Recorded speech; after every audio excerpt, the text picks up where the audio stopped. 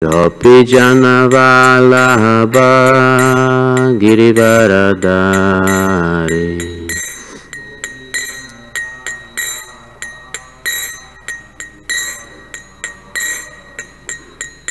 Gopi Jana Vallabha Girivaradari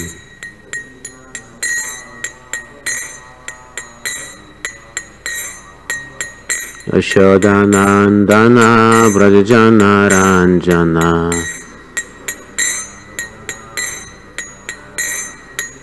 Yamunatira Vanachari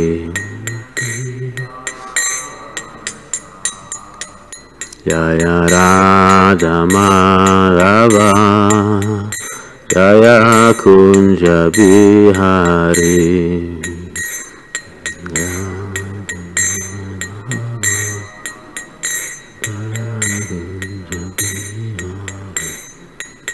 Hare Krishna, Krishna Krishna, Hare Hare, Hare Rama, Rama Rama, Hare Hare, Hare Krishna, Krishna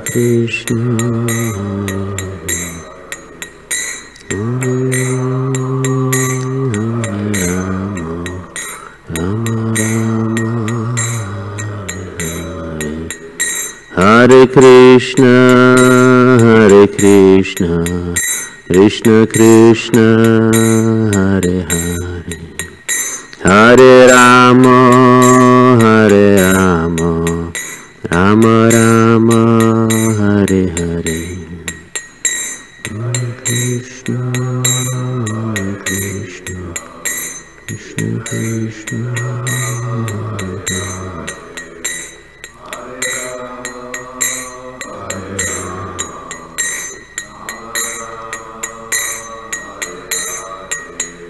Hare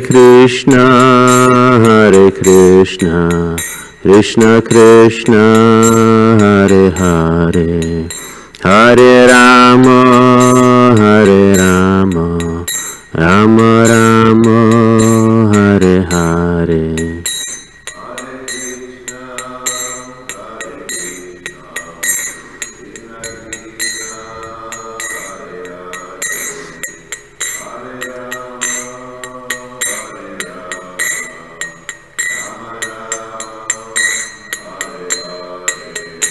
Hare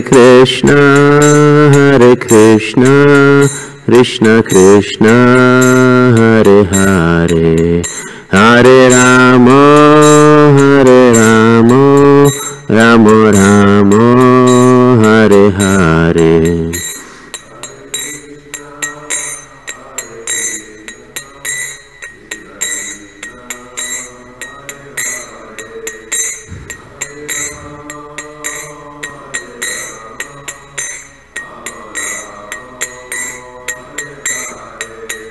Hare Krishna, Krishna Krishna, Hare Hare, Hare Rama,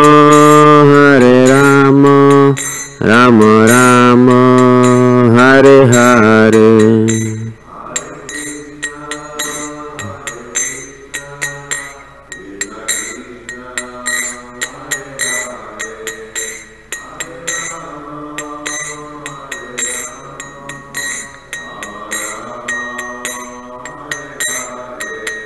Jaya Kishore Kishore, Jaya Kishore Kishore, Jaya Kishore Kishore, Jaya Kishore Kishore.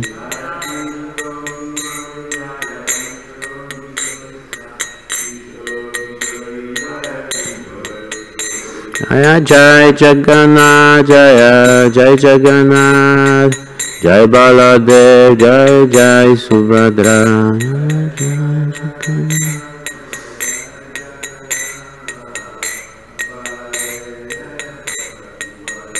Nitai Gaura Haribo, Haribo, Nitai Gaura Haribo, Gaura Haribo. Jaya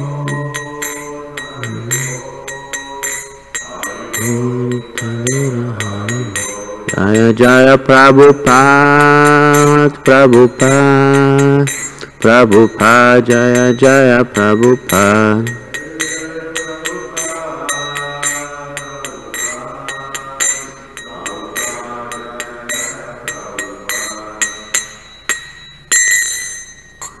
Jai Om Vishnu Padaya Paramhamsa Pare Vakacharya Asatarastata Shri Srimad His Divine Grace A.C. Bhaktivedanta Swami Srila Prabhupada Ki Jai. Jai Om Vishnu Padaya Paramhamsa Pare Vakacharya Asatarastata Shri Srimad His Divine Grace Bhaktivedanta Saraswati Goswami Prabhupada Ki Jai. Antakoti Vaishnava Vrinda Ki Jai. Srimad Bhagavatam Grantaraj Ki Jai. All glories to the assemble of devotees. All glories to the assemble of devotees. All glories to the assemble of devotees. All glories to Sri Guru and Gauranga. Krishna Prishtaya Bhutale Shrimati Chandamashra Bhaktivedanta Namaste Saraswati Devi Gauravani Paricharini Visheshashanavadi Pashyati Shatai Chakalpatarubhyascha Kripa Sindhubhyasa Vacha Patirinam Pavanebhi Vaishnavim Namah.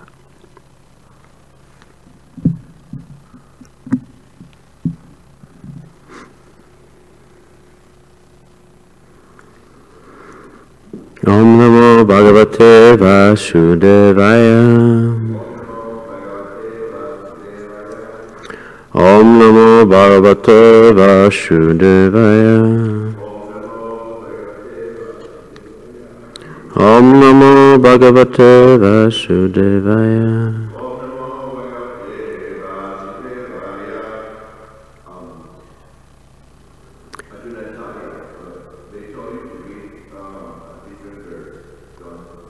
Yes.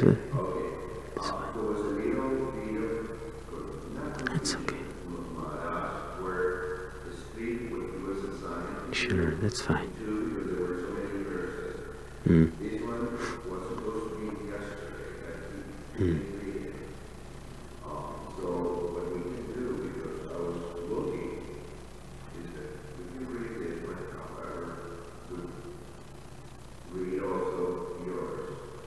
Oh, that's fine. I can read this and just kind of speak about what I prepared for. Which kind of lines? Yeah, we just... That's fine. The topic kind of agrees with the verse, so it's fine. Thank you, Prabhu. Thank you. Reading from Srimad Bhagavatam, Canto 10, Chapter 11, entitled The Childhood Pastimes of Krishna, verse 6. Alukalam vikarashantam Dhamma bandham svam atmajam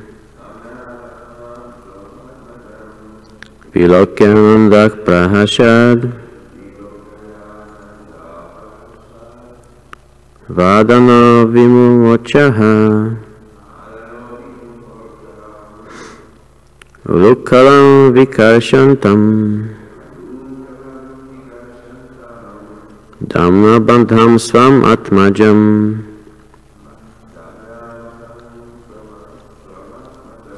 Vilokyanandak prahashad Vandana vimumochaha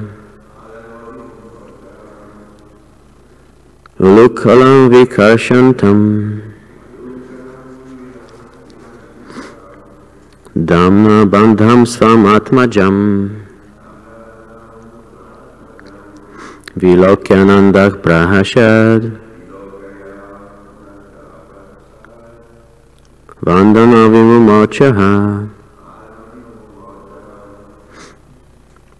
Word by word translation. Bless you. Ulukalam,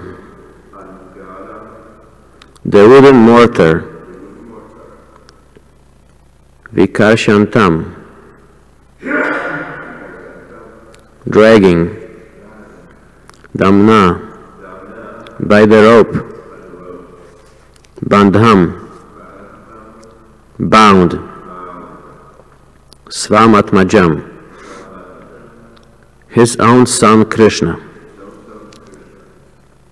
Vilokya, by seeing, Nandaha, Maharaj Nanda, Prahasat Vadanaha, whose face began to smile when he saw the wonderful child.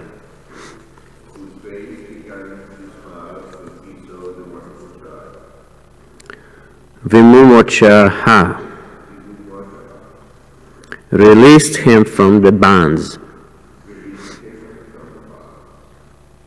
Translation: when Nanda Maharaj saw his own son bound with ropes to the wooden mortar and dragging it, he smiled and released Krishna from his bonds.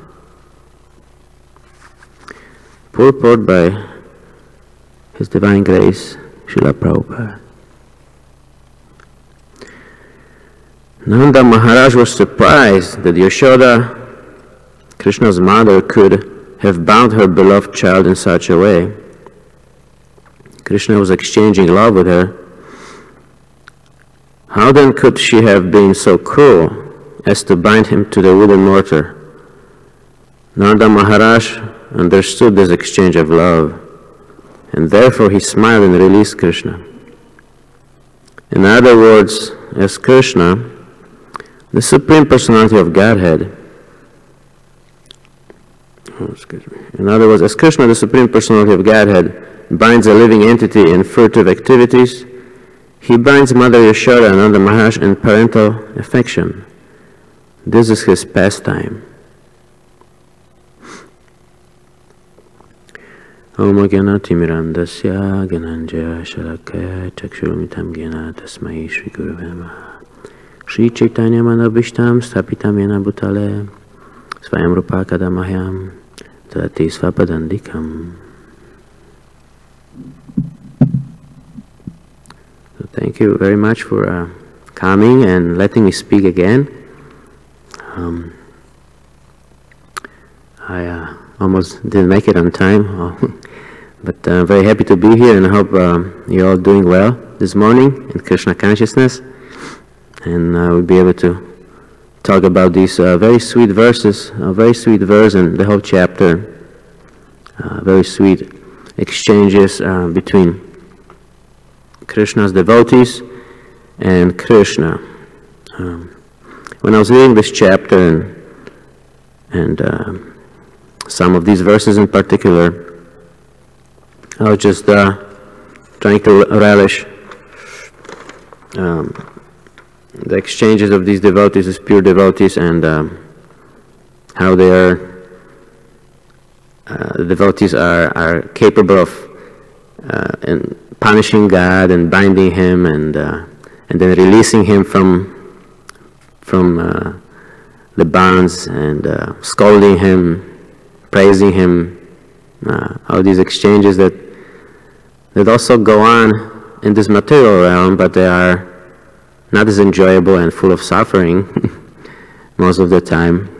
So I was pondering this chapter and this verse, and I just had something came to my mind that really would probably be a difficult thing to understand for newcomers to Krishna consciousness. Here we have, on one hand, we have the very sweet exchanges of Krishna and his devotees, and Krishna, as we read in some of the verses of Bhagavad Gita, Krishna is coming to this material world to give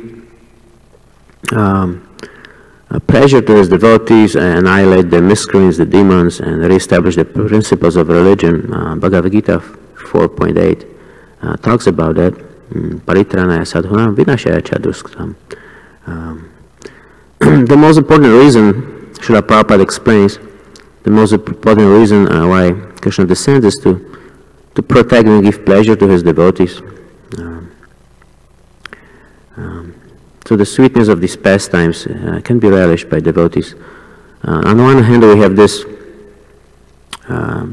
these sweet exchanges where Krishna becomes the servant of his devotee. That's something unheard of, or except for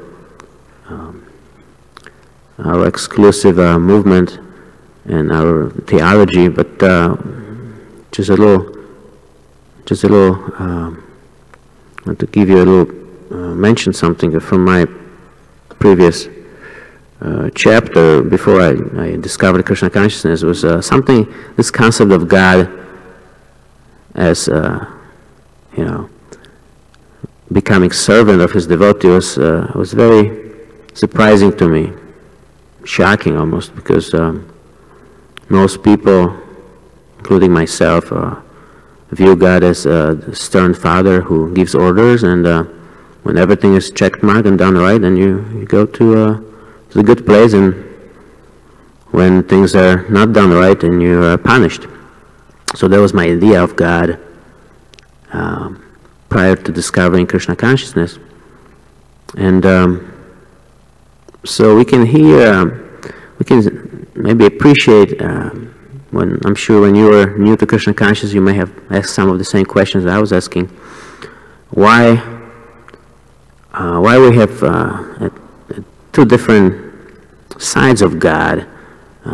Which one is the right side? We have the sweet Lord who becomes submissive to his devotee, and on the other hand, there are some traditions that view God as a father, stern father who gives orders, and he inflicts punishment or awards upon his servants. And he can be kind of scary sometimes when he's the stern father. He can be. So we have these two different sides of God, and Srila Prabhupada mentions in the purports many times that God is not our order supplier. He's the master. He's the master of all that be. Like he says in Bhagavad Gita, chapter 5, I believe, verse 28. The peace formula, God is the beneficiary and master of all, the beneficiary of all austerities, and master of all living entities. And when one realizes that, then he achieves peace. So Srila Prabhupada says you have to recognize that God is the supreme, and you become his servant. He's not your order supplier. Not only that, you become the servant of his servant. So we have this very service-oriented idea, but then on the other hand, you have this God who is very, very sweet, and he can serve you. He can carry you on his back. He can drive your chariot. Read Bhagavad Gita. That was another surprising thing to me. Like, ooh, is this Krishna? Is he God? I mean, He's asking Arjuna, where do you want me to drive you so you can shoot your arrows nicely? And I was like, ooh, okay, well, is he really God? I mean, he's like serving his friend, his servant. So these two different ideas of God, maybe sometimes confusing to the newcomers who are favorable, who would like to learn more. So I know you all know the answers to these questions and how to explain, but maybe this lecture, maybe it might be helpful. Find some examples and ways to explain to the newcomers why we have a different idea of God when you go deeper into the mysteries of his understanding. Why God is quite different in his personal abode. He's not just that stern father who gives orders and awards punishment or elevates you to higher planets or to heaven. So this would be the focus of this today's lecture. First of all, we can go to verse 4.8 in Bhagavad Gita. Paritranaya sadhunam vinashaya chaduskritam. The first two lines. Krishna descends to deliver the pious, annihilate the miscreants, and to reestablish the principle of religion. Like I mentioned in the introduction, the Lord is specifically coming to alleviate the discomforts and pains of his devotees, to protect them, to give them pleasure. Srila Prabhupada explains in the purport to this 8th verse of chapter 4 in Bhagavad Gita that the Lord especially descends to appease his unalloyed devotees who are always harassed by the demoniac. So this is the main reason.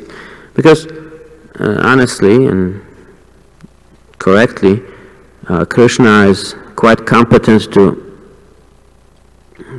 not involve himself directly in the killing of the demons. He can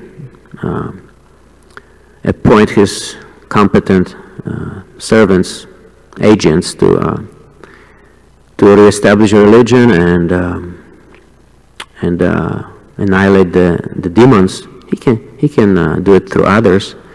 Demigods, there is this material energy, Maya, personification of energy, material energy, and she's quite competent to annihilate the demons, different agents that Krishna can use. But he comes in person. It's quite special that he comes in person just to show himself to the devotees. Yeah, I'm here, right next to you. I'm interacting with you directly, and I'm protecting you. Very special. It's very hard to understand, for me at least. Theoretically, I understand, but requires deep understanding.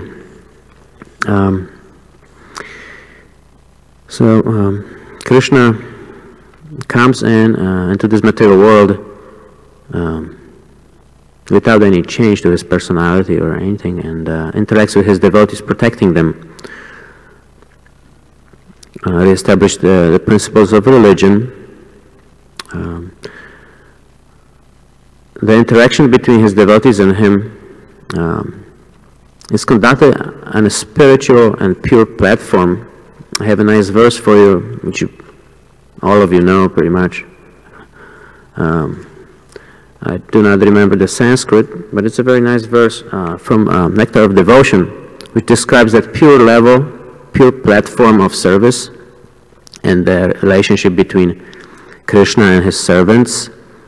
And that's from Nectar of Devotion 1.111. The definition of Uttama Bhakti. I read the Sanskrit first. Anya Bilashita Sunyam Kyana Karmade Anavartam Anukulyana Krishnanu Silanam Bhaktir Uttama. So when Krishna descends and he interacts with his devotees and becomes their servant, that happens at that pure level of love, and it on the part of the devotee, as well as on the part of the devotee, the service is uninterrupted, unmotivated. All the activities are meant to please Krishna. Unmotivated, uninterrupted, and that's known as first-class devotional service, or Uttama Bhakti, from Nectar of Devotion. A very nice verse. But trying to answer that concern that people might have, why God is, God doesn't listen to our prayers sometimes. He seems not to listen and respond. He doesn't seem to be our order supplier. We would like him to be our order supplier. Many people would like that. They make him, like a Santa Claus, make a list of wishes and pray fervently and wait for the wishes to be fulfilled. And sometimes the wishes are fulfilled, sometimes are not. Sometimes they pray, people pray for peace, people pray for health of the family members, for different reasons, win a lottery. And sometimes it seems like Srila Prabhupada is right from the purport. The God doesn't always listen to us. It seems like that. He doesn't answer our prayers. in time or at all. We're waiting and waiting and becoming frustrated. So in that way, many people may have this experience that God is not really listening to us. Sometimes He does, sometimes He doesn't. Maybe He has His favorites. Some people win lotteries, and I'm not sure if that makes them happy. Sometimes people get crazy when they win a lottery. But it seems like God picks and chooses, or it's random, or maybe He doesn't have enough for all of us, because only some people get their wishes fulfilled. But the idea is the quality of our prayers, the quality of our pleas, if they're conducted on the pure platform of Uttama Bhakti, Anyabhilashita Sunyam, then it's quite a different thing. I'll give you an example from my personal life. Before discovering Krishna consciousness, I would pray to God for all kinds of things, like silly things, I would pray for some legitimate things, like most people pray for, like, please give me good health and my family, for my grandparents, for my parents, and, I'd like to do well in school.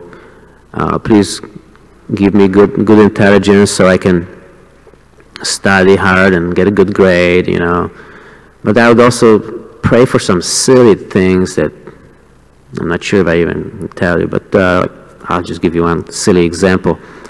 In school, sometimes, I was early teen years, so I was like 11 or 12, and we would fight after school and, pick fights, you're going to fight this guy, I'm going to fight this guy. So the whole day in school, instead of being focused on what the teacher has to say, we were thinking about it. After school, we're going to get together and fight. Like a little fight, hitting in the face, no biting though, and things like that. And we would get a little crazy about it. So after school, we would get together and just fight, and we'd pick referees. You're going to be the referee, so make sure there's no biting. And I was praying to God, listen, God, please help me so my fight goes well. And I'm surprised. I look like, what kind of mind frame, what kind of consciousness do I have to pray for little things like that? A little like petty things, and like silly things. Praying to God that I can beat up that guy and that. But I probably was not the only one on planet Earth praying for these things. So the idea is that people pray for things that are self-motivated and selfish, and sometimes they are a little bit broader. They include their family members and maybe the well-being of their country, the well-being of the planet. The circle goes bigger and bigger. So the prayers are becoming more and more elevated, but as you may recall from the introduction or from earlier, the pure level of service is completely unmotivated by selfish motives. So we are essentially asking Krishna, what can I do for you? What can I do for you? And this is the meaning of our Hare Krishna mantra, actually. You're praying to the internal potency of Krishna, you're praying to Radharani to engage you kindly in the service of Krishna, according to what Krishna would like, not according to what you would like. So this is the pure level. But most people do not pray in this way. I'm just making a generalization, obviously. So as a result, the prayers may not be answered in the way that we expect. And some people may say, oh, maybe God doesn't have enough for all of us to answer all of our requests. But the bottom line is that God loves all of us, but He reserves the right to be revealed to us at that pure level, because we don't have the right approach. And the right approach is described in Nectar of Devotion. Krishna also says in the chapter, in chapter 11 of Bhagavad Gita, one of the last verses that confirms the Nectar of Devotion, definition of pure devotional service. verse 54, just read the Sanskrit, chapter 11. Bhaktyat ananya sakya aham evam vidho Arjuna gyatum drashtum chatatvena pravashtum cha parantapa. So Krishna says to Arjuna, my dear Arjuna, only by undivided devotional service can I be understood as I am, standing before you, and can thus be seen directly. Only in this way can you enter into the mysteries of my understanding. So, unless you get to that pure level of understanding, at whatever you're capable of, but that standard pure level of understanding, and you conduct your service from that platform, the reactions, the consequences of your prayers may be quite different what you expect. God does have enough for all of us, but the thing is, if you desire in the right way, the desires will be fulfilled. I think Srila Prabhupada gave a nice example in one of the purports somewhere. Many of you probably know where it is. I don't. But he was trying to illustrate how there's so many problems in this world. So it doesn't look like God is hearing our prayers. You know, some people pray for peace, some people pray for health, world peace, but it's not happening. But Srila Prabhupada was answering this dilemma, and he said, just picture a pond of water with clear surface, completely still surface of the water, and then you grab a little piece of rock, all of you, and start throwing it into the pond, and observe the surface of the water. What happens? Okay, so first throw one rock, and he devotee threw one rock, or that was the idea, and then when the rock hit the surface of the water, the concentric circles, there was only one circle that expanded nicely until the end of the pond. Nice concentric circle from the contact of the rock with the surface of the water. When more than one person started to throw the rocks in different places or even to the middle, when many people throw those rocks into the water, many concentric circles would be created, and those circles would, when they were trying to expand, they were colliding with one another, and they were preventing from the pure expansion of the circle, and there was chaos. There was it didn't look nice. The water was disturbed. Whereas if you throw one rock, then the circle is able to expand until its limit, and it looks nice. So this example illustrates how we have different material desires, and when they do not come from the pure platform of serving God and satisfying Him first, then there will be problems when many people request to have their material desires fulfilled that may be more or less purified. So I kind of feel sorry for myself that I used to pray to God for so many material things.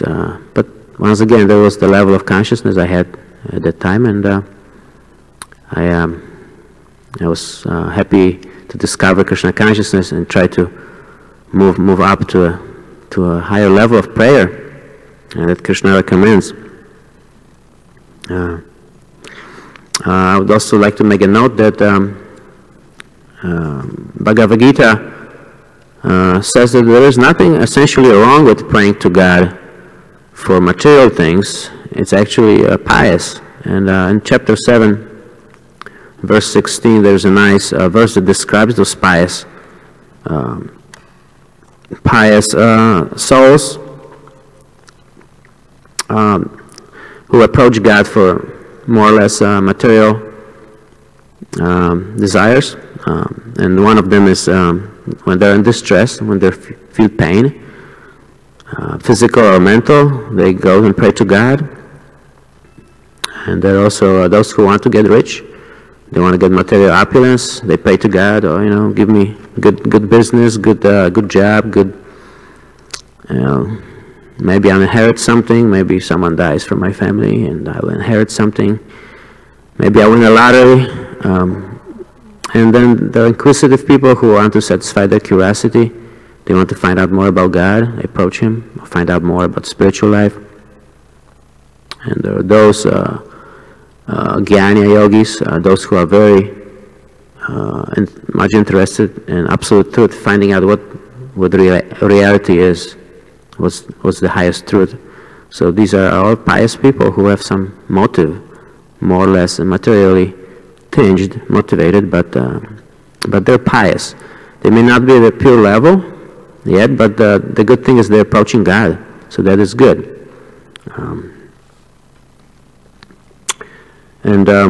I just want to give you an example also.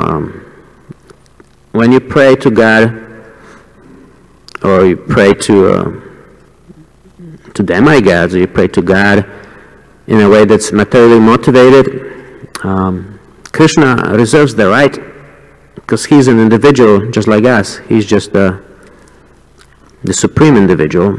Krishna reserves the right to be revealed. And like verse 54, chapter 11 says that unless you serve me with pure unmotivated service, you cannot know me in truth. So verse I think 25 in chapter 7, it's pretty interesting. The verse says, I am never manifest to the foolish and unintelligent. For them I am covered by my internal potency, and therefore they do not know that I am unborn and fallible. So the Sanskrit word used here is Yoga Maya Samavartaha. For those who may be praying to God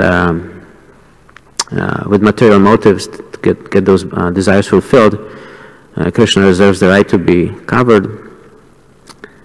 Or for those who are praying to demigods, when the prayers are not conducted at that level, we may not be able to fully understand God.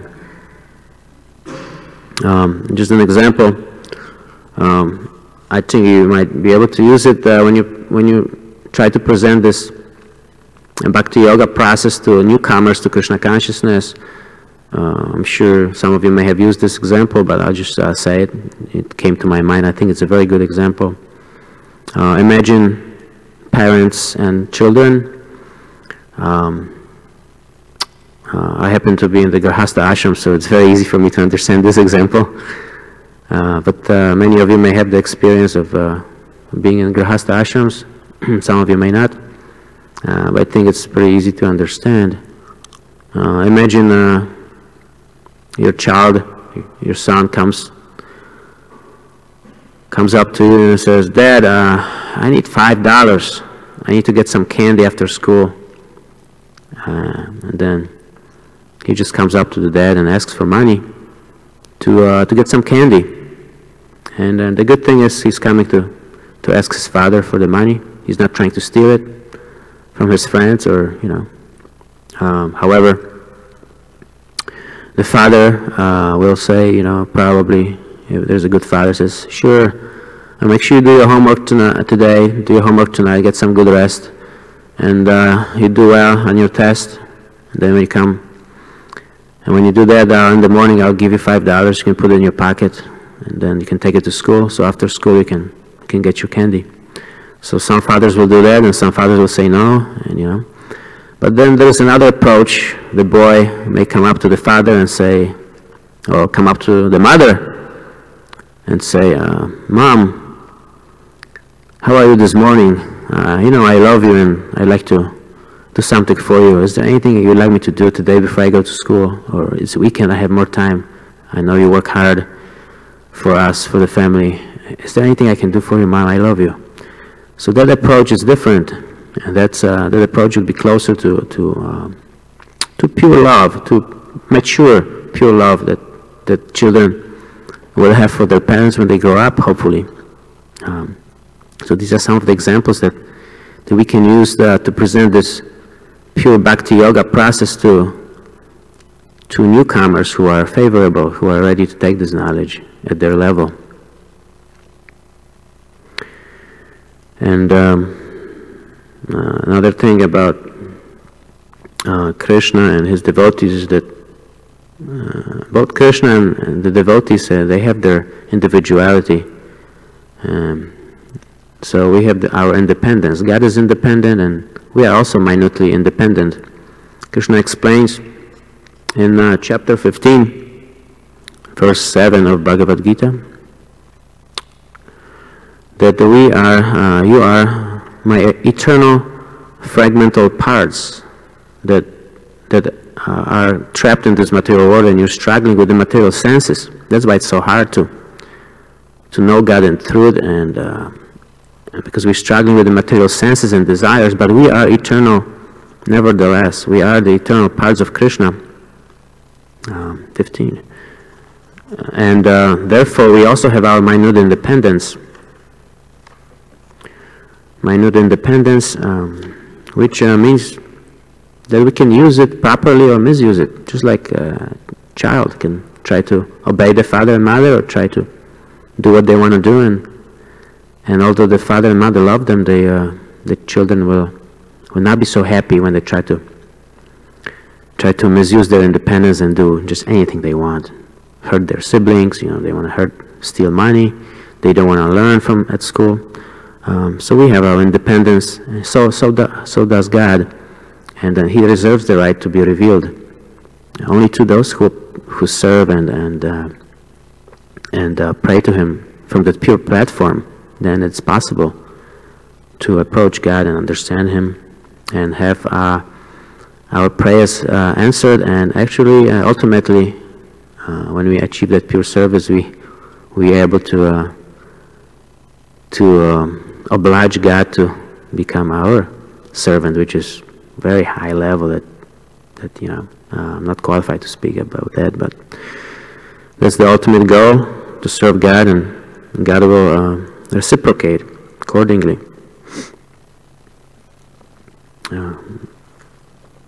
Let's see.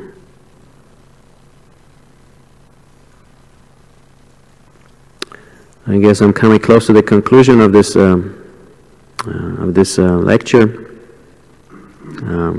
As I think, hopefully, the dilemma between the two sides of God, the loving side and like the side of God that He becomes our servant and does whatever we want at the spiritual level, and the side of God that's stern and full of rules and regulations, and God who punishes and awards happiness. I think that dilemma may be hopefully solved for the newcomers to Krishna consciousness.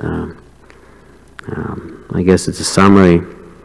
We need to attain that pure level of service, approach God the right way, and then God will reveal Himself to us, and then He will answer our pleas, because our pleas will be conducted from the right platform. And once again, it's not very good to speculate and create our own process or change anything. Then the result may be different. I remember there was a song in 1970s by Boston. It's more than a feeling. It's more than a feeling, or something like that. And right? So I don't know. Wow, you remember? I used to listen to that song. Wow, I used to listen to that years ago. But more than a feeling. So I guess maybe the artist was talking about something that's high, pure love. They were trying to describe. Maybe I'm speculating, but more than a feeling. Love is more than a feeling.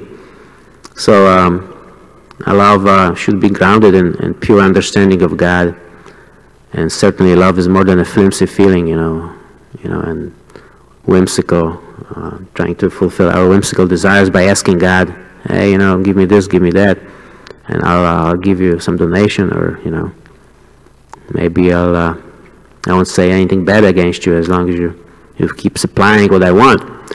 So love of God is much more than that, conducted from a pure platform, trying to satisfy God only and His servant, His pure servant first, before to make God really, really happy. So that's the reason why many of our prayers from the leaders of this world and people are not so fulfilled quickly or timely or at all, because those prayers and approaches, if the approach is not right, not conducted from the pure platform, it's also interrupted. Sometimes you pray to God, sometimes you don't. If you're dissatisfied, you get frustrated and you say, "Oh, I'll just take a break. I won't pray to you for a little bit. Maybe I'll pray to someone else. Maybe I'll just do it myself. If you don't want to help me, I'll just try to achieve everything myself." So this approach may be interrupted and guided by selfish motives. That's why the prayers are not answered, and there's still so many problems in the world. Other than that, Krishna is very willing to become submissive to His pure servants, as can be seen from these sweet verses that only devotees can relish. I think it'll be kind of hard for the newcomers to relish these pastimes of Krishna, but we can certainly give them a good presentation and introduction to this, so they can understand why God behaves like this at those higher levels of pure devotional service. Thank you very much for your attention, and hope you have a great day in Krishna consciousness. Any questions or comments, I'll be very happy to attempt to answer. Sure.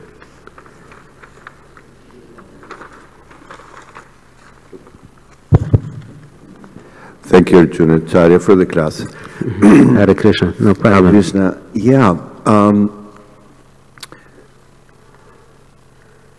I'm going to be a little autobiographic. I'm coming also probably from the same background, Judeo-Christian, literally Judeo-Christian background. I have part Catholic and part Jew. And the motivation in the relationship established within that trend of, or current, or philosophy of religion is through fear. We have to fear God, because God will punish us and will send us to hell. There's a hell, and we all grow up,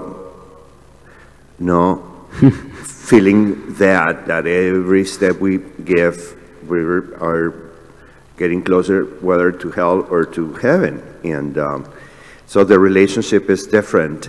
In the same way, our relationship with Him is a transaction. I pray, and as much as I pray, I will get a car and a nice girlfriend and win the lottery and finish my career, period. But never in the same way that it was explained here. It doesn't mean that the people have to change religions. No, Prabhupada said in so many occasions that you don't have to be in the Krishna consciousness. We can teach you how to be a good Jew or a good Christian or a good Muslim. No, just follow this scientific process in which you are going to learn who you are, who's God, and how to relate with Him. Exactly. And that is what draws me here. I found explanations on those riddles, on those questions that I had throughout all my life. Who I am, who is God, where is He, and how can we relate in a way in which I feel truly, a commitment with the other side of our lives that is spiritual, not just the material thing. Right. Yeah, that's all. Well, thank you for your comment, Prabhu. Very nice. No, you're welcome.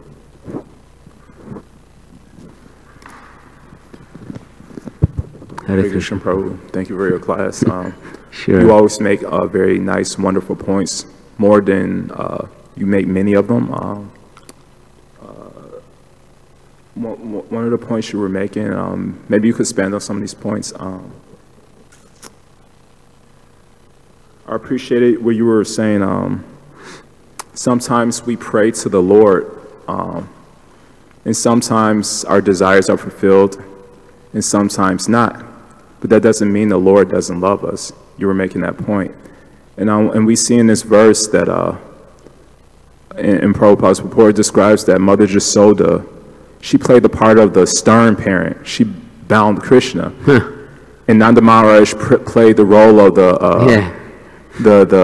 less stern, the soft parent. It's usually the vice versa, generally speaking. Right. And but that doesn't mean that Mother Jasoda doesn't love Krishna as much as Nanda Maharaj, or vice versa. Right.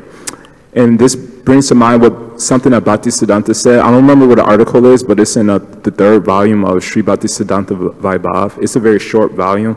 And in one of the articles, he says there's different types of compassion, really only 2 types of compassion. And one of those types of compassion is harm-producing compassion. Just like you were mentioning, sometimes your child may come up to you and say, "Daddy, I would like some candy." And so you may say yes, and that's fine. But if the child comes up to you and says, "Daddy, I want candy all the time." "Oh yes, my child, you can have candy all the time." That's called harm-producing kindness. And he says when if you direct a drunkard to the bar, kindness and compassion is shown, but it's harm-producing kindness. So he was making that distinction because so sometimes the Lord, out of his love, sometimes doesn't fulfill our desires. And I would argue that our desires are exactly the same what Hiranyakashipu prayed. And it may not seem like a demoniac prayer, but Hiranyakashipu essentially went to Lord Brahma and prayed to Lord Brahma. Well, we pray every day, actually. He says, "Lord Brahma, I wish that everything would go my way." Yeah. Nobody wishes that. I wish like Queen Kunti. Nobody says, "I wish that nothing would go my way." We all wish everything would go our way. And then when we figure out things don't go our way, then Kama Esha, Krodha Esha, Rajaguna Samu Bhavaha. When you have this desire and it's not fulfilled, then Krodha, anger arises. Just like if you told your child, "No, you can't have candy all the time," then he becomes upset. And so this brings to mind one of my favorite analogies is that when we pray that things go our way, that persons, places, things, and circumstances go our way. In chapter 2, verse 14 of the Gita, Krishna says that persons, places, things, and circumstances are like the weather. Sometimes they're good, and sometimes they're bad. Right. But when it's bad weather, what do? We take shelter, when it's cold outside. So in chapter 9, Krishna says, Mahatmanas tu mamparta daivam prakritam ashritaha. The Mahatmas, the great souls, they take shelter, ashraya, they take shelter from me when circumstances and things don't go the way, when things are cold-blooded. Just like if the weather is good, you're happy. But if the weather is not good, you go inside and you're just as happy. So sometimes when people are good to us, they honor us, we're happy. But if we take shelter of Krishna by forgiving others, then we're just as happy. But the thing is, we don't usually, so my question is that maybe I have something else afterwards, but maybe you could expand on this point, is that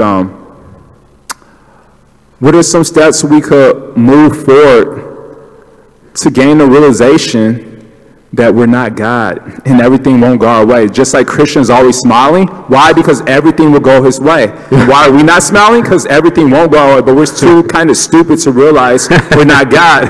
So what are some things we could do to take that anti-stupid medicine? I like your question. I like your question, Prabhu. That is so true. You're referring to what kind of steps the devotees can take, or those who are favorable, who are potentially... No, what kind of steps that we could personally take for our own development, because we see that, we expect the weather to go bad. But we never criticize the weather. You idiot! Why'd you go bad? We expect it, but when devotees don't go our way or circumstances go, we criticize devotee. You idiot! Right. We never criticize the weather. Exactly. And the weather is controlled by personalities, but because we don't see the personalities, we think it's impersonal. We can let it go. If we saw Andrew throw a snowball at us, then we'll be upset. Sure. But since it's impersonal, but since we see persons and circumstances, we get more upset. But it's just like the weather, Krishna says. So what are some steps we can move forward to expect things to not go our way? And it seems like if we, anyway, I don't know if you could maybe understand or expand on it, but sure. You know, we're supposed to get some snow tonight, so you better, you know, the good thing is we can expect sometimes that the weather is getting worse or something. We can expect, but sometimes, because we're intelligent, so we can expect certain things, but our intelligence is not perfect, so we cannot anticipate everything, and that's the beauty of it. But I think that might be helpful. I mean, if you're trying to, if this question is meant for the devotees, then obviously we already have so much knowledge.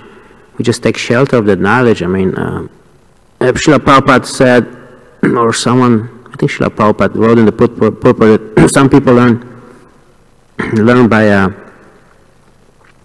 by hearing, some people learn by seeing, and some people learn by experiencing. So sometimes, if you're not grounded in this scriptural understanding of the material world,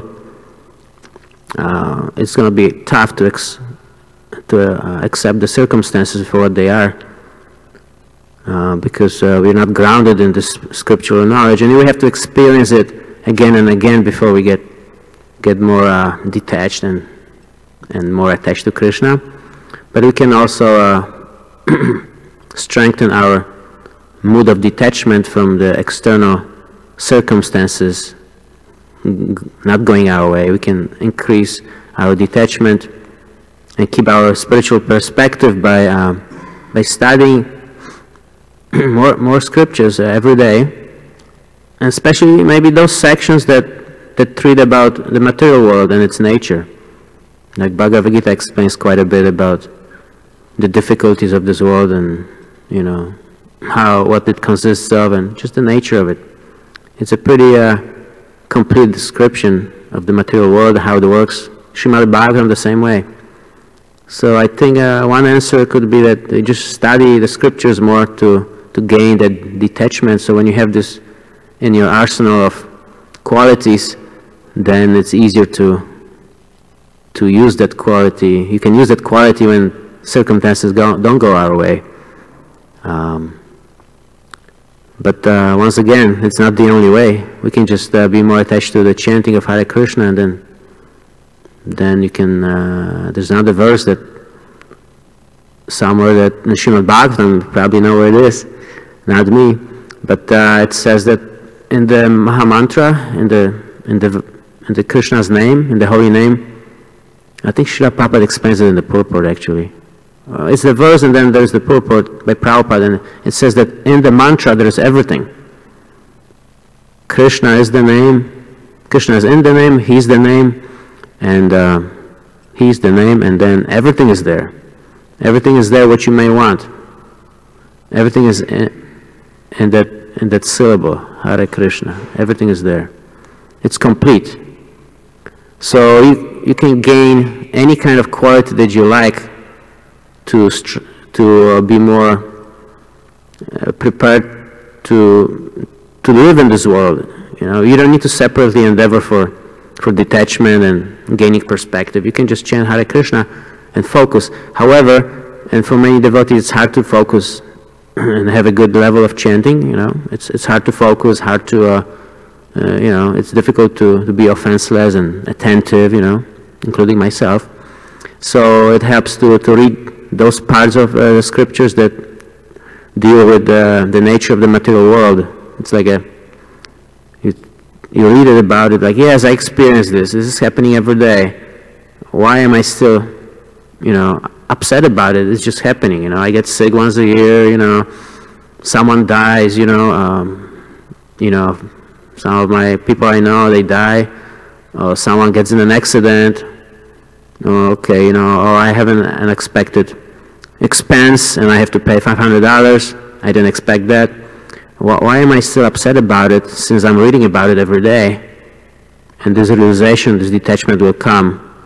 So if it's hard to chant and obtain that from the chanting itself, then you can read Srimad Bhagavatam, and it will help to increase that quality of detachment, and so we have this perspective on those on the material world. It's not a happy place. I don't know how people can enjoy this world. I mean, it's not a happy place, but unless you're spiritually oriented, then you can enjoy spiritually and kind of withstand this tough ride. It's a bumpy ride. I hope that gives you some idea. Maybe it's helpful. Thank you. Answering a little bit of is my own realization is sure. When we get disattached to those feelings about why things are not coming my way, is because we're not fully surrendered. When we fully surrendered to God's designations and to what is going to be our lives, we start getting less preoccupied for the outcome of the things that we're expecting. If they didn't come our way, okay, let's have Him doing what He thinks is best for us. Not always, when God takes things from our hands, is because He wants our hands empty for bigger things that what we're expecting. Is my own realization. Sure. It doesn't mean that I'm fully realized. Right. I get sometimes upset for things. Sure. Still, but I'm trying to understand every day that is God's will. Whatever He wants, not necessarily is what I wanted. But He is the Supreme Lord. He knows best what He knows is best for my interest and my life. So wow. Let's work on that. Yeah, that's a very good comment, Prabhu. Really true. And I was wondering, that brings us to the next question, like, should we plan anything? If anything can go wrong, should we be planning? Because maybe we should not be planning, or maybe we should be planning, but having a different consciousness. You know, while planning, have a different consciousness, and don't be upset when the plan is not working out. Hare Krishna, one last comment regarding the statement you just made now, and in regards to you answering my original question. You said regarding planning, there's a nice quote that says, always plan for the fact that no plan ever goes according to plan. Sounds very philosophical, but it's nice. So we usually only plan for plan A. We should but there's a quote that also says there's 26 letters in the alphabet, so you better start making some backup plans. Yeah, it's a big plan. There's a lot of planning. Exactly. So, but we only stick to plan A, and then when it goes, no. You're right.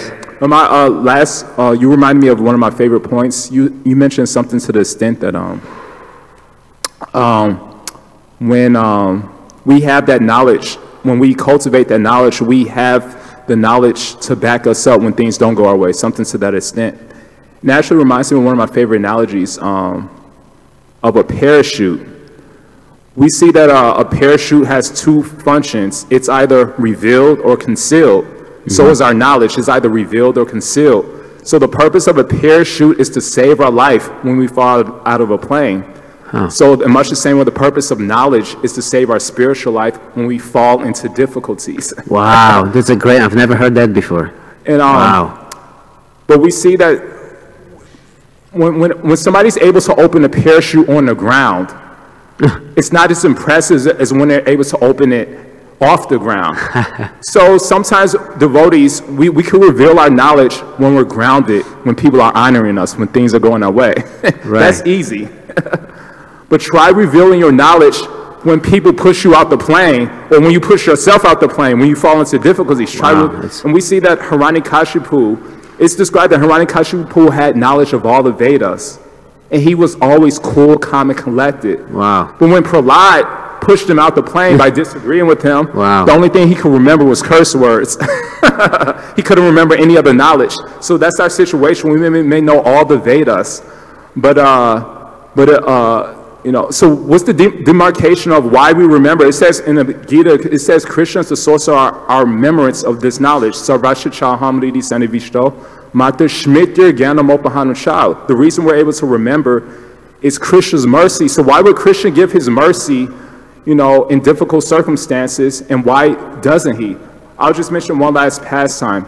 There was a worshiper, there was a great scholar named Keshava Kashmiri.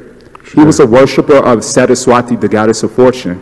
Yeah. And Saraswati was so pleased with him, she gave him a benediction. You'll be able to defeat anyone in any debate, wow. and I'll give you all the knowledge, wow.